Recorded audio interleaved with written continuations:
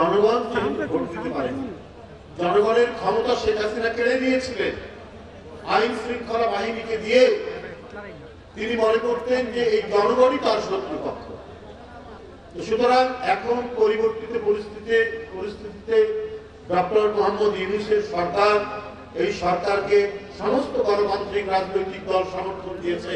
আমরা প্রত্যাশা করি এই সরকার জনগণের ক্ষমতা আগে জনগণকে ফিরিয়ে দিবে জাতীয় সংসদের নির্বাচনের মধ্যে। জাতীয় সংসদ নির্বাচনের মধ্যে রাজনৈতিক দল নির্বাচন করবে, এলাকায় এলাকায় সংসদ সদস্য প্রার্থী দিবে এবং যাদেরকে খুশি জনগণ তাদেরকে ভোট দিয়ে যে দল বেশি সিট পাবে, আসন পাবে, তারা সরকার গঠন করবে। এটা শেখ হাসিনা 17 বছর হতে দেয়নি। সুতরাং জনগণের কাছে জনগণের ক্ষমতা ফিরিয়ে দিয়ে অবাধ সুষ্ঠু নির্বাচনের দায়িত্ব পালন করা হচ্ছে, মানে ডক্টর ইউনূস সাহেবের সরকারের প্রধান দায়িত্ব। এখানে স্থানীয় সরকার নির্বাচন আগে করার কারণটা কি আমি জানি। এই কথাগুলো আসছে, এই ধরনের একটা নাকি সিদ্ধান্ত হয়েছে। তাহলে আমার আমি আগেও বলছি, আপনারা কি তাহলে রাজনৈতিক দল যারা গণতন্ত্রের জন্য আন্দোলন করেছে, যাদেরকে দমন পীড়ন করেছে শেখ হাসিনা, তার প্রতি কি আপনাদের বিশ্বাস নেই? কারণ প্রথমে দায়িত্ব হচ্ছে যে সরকার গঠন করা, গণতান্ত্রিক সরকার গঠন করা। তার জন্য জাতীয় সংসদ নির্বাচন আগে দিতে হবে।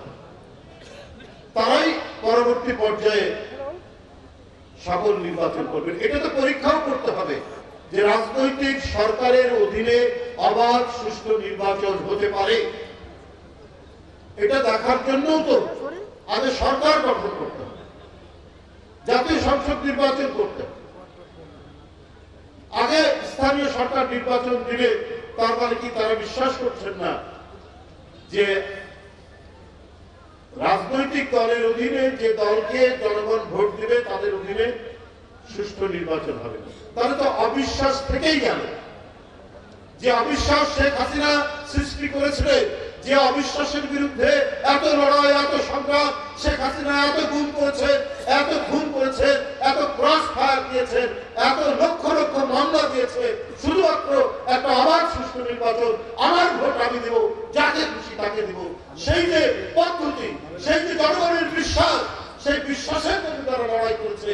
তাহলে কি অন্তর্বর্তীকালীন সরকার তাদেরকে বিশ্বাস করেন না? এই প্রশ্ন তো চলে আসে।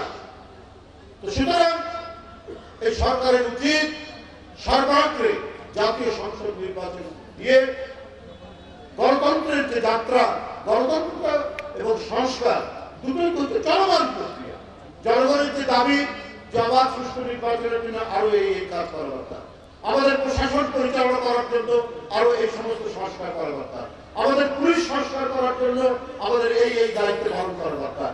এটা তো জনগণের কাছ থেকেই বারবার এই দাবিগুলো আসবে, সেটা পার্লামেন্টে আলোচনা হবে, রাজনৈতিক দলগুলো সেটাকে তুলে ধরবেন, এইভাবেই সংস্কার হতে থাকবে। যুগ যুগ ধরে বিভিন্ন দেশে যেখানে গণতন্ত্র অত্যন্ত শক্তিশালী, সেই শক্তিশালী এইভাবেই সংস্কার হয়েছে।